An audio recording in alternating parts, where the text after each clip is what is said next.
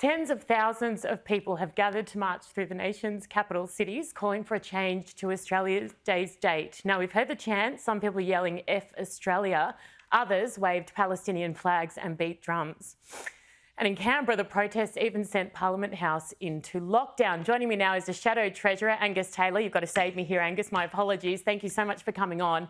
Now, this is beyond a discussion about changing the date or even peaceful protesting. I mean, yelling profanities and disrupting things is not what it's about.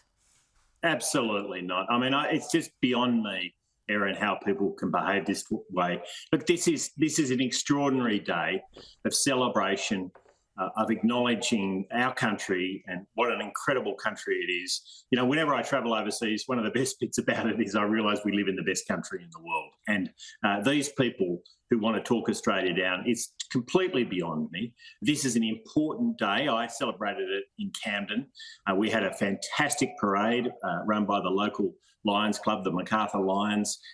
We had people waving flags, a lot of Aussie, Aussie, Aussie, oi, oi, oi, which was all brilliant. And people just loving Australia for what a brilliant country it is. Yes, our history has flaws like every country in the world, and we need to acknowledge those.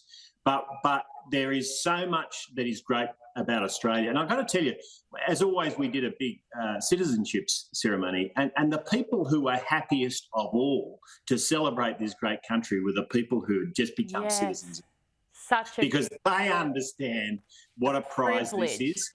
Absolutely. It truly is. It truly is. And what annoys me is that, you know, the news will be full of the protests, and we might get 5 seconds of people having barbecues. And a lot of that reason is due to the fact that people are hiding their celebrations because they don't want to be shamed. So people then get the image and idea that the majority want it changed when they don't. It's just the same thing every single year. Councils, 80 councils across the country have dumped Australia Day citizenship ceremonies today, far more than we've seen in the past. Yeah, and happily, not one of mine, and they'll know about it if they try, I can assure you.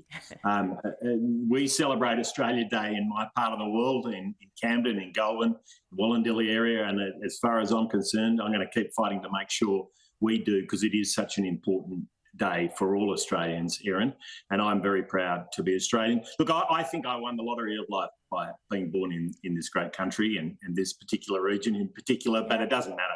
Australia, if you're part of Australia, we are all incredibly lucky. And long may Australia Day stay on January 26th, frankly. Angus, the Prime Minister knowingly lied to the Australian public when he insisted there'd be no changes to Stage 3 tax cuts.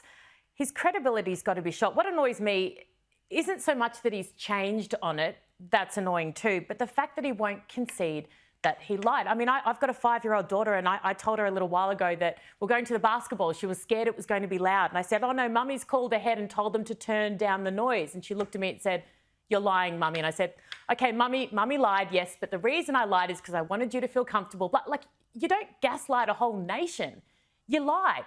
Admit that you lied and then try to explain your reasons. I just don't understand his reluctance to do that. Is he worried that it will be used as a soundbite for the next 18 months?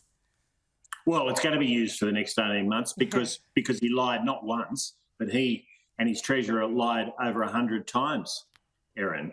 More than that. They went to an election lying, and this was a critical part of the debate in the lead up to the election. They voted on this legislation and voted for it, promising that they were going to stick by it. Over 100 times. So, you know, this is the mother of all lies, and it's a lie that a promise that has now been broken, which is a declaration of war against aspirational Australians. Let's be clear about it, Erin. That is what they have done here.